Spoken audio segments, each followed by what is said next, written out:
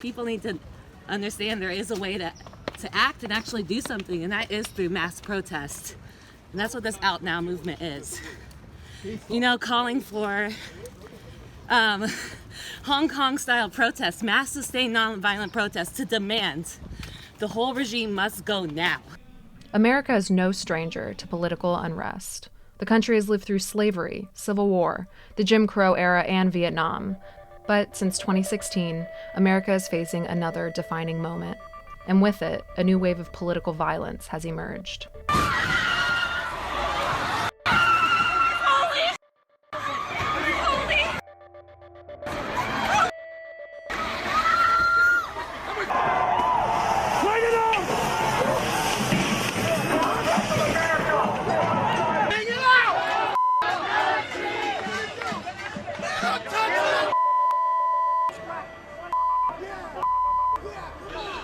This is Refuse Fascism, an anti-Trump group that formed after the 2016 election.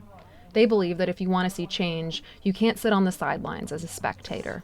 Today, the group is protesting Donald Trump Jr. at UCLA. Bo Logan is part of the movement. He's seen political violence when he served in the Iraq War. Today, he protests with Refuse Fascism to try and stop it, sometimes even putting himself in harm's way. Last month, a demonstration turned violent in Santa Monica when a protester wearing a MAGA hat sprayed him in the eyes with bear repellent.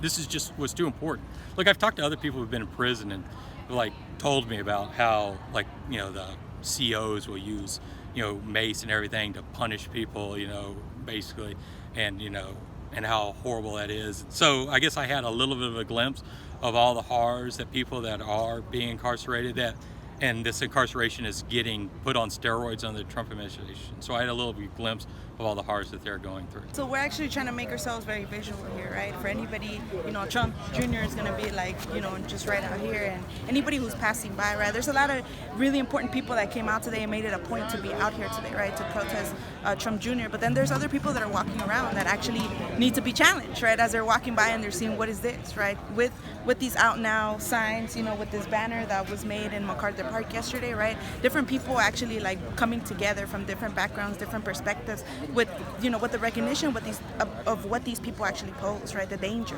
Refuse Fascism's mission is a call to action with one goal: remove the Trump administration from office. The group argues that Donald Trump is a fascist who is steadily turning America into an authoritarian country unless people do something to stop it.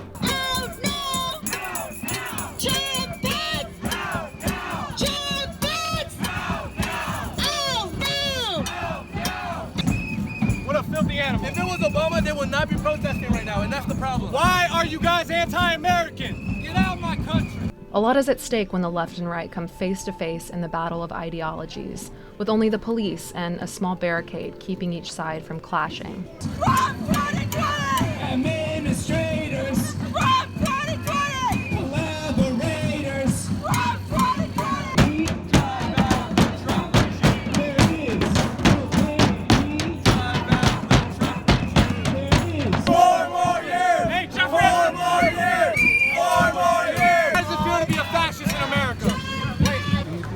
The physical manifestation of trigger, right here. It seems a little bit more heightened right now. We're about an hour in. Still no violence, no confrontations, but a little bit of back and forth between the groups happening right behind me. Demand that these fascists that are in the White House, that are unleashing these thugs in the streets like the ones right behind me. As a far-left faction, Refuse Fascism shares a similar ideology as Antifa. But there's a big difference they want people to know. Instead of a by any means necessary approach to combating fascism, they advocate peaceful demonstrations and nonviolence. So this is something to be more, we were aiming to be way more inclusive and more joyous. And to be that striking, that what I was talking about earlier, that difference between their hate and their violence usually, and what we're actually here for, and that's with humanity, standing with the people of the world. Just recently, a group of Trump supporters tried to come into the protest, and police approached them. They told them that they didn't want them in this area. They wanted to avoid confrontation, and they are just leaving right now. So still peaceful. Their tensions are high. People are voicing their concerns. Emotions run high for both groups, and in these volatile times, a book tour for the president's son has the potential to turn violent. Today, the protest was peaceful, but the fight continues for Refuse Fascism and also for those on the other side. For Annenberg Media, I'm Morgan Stevens.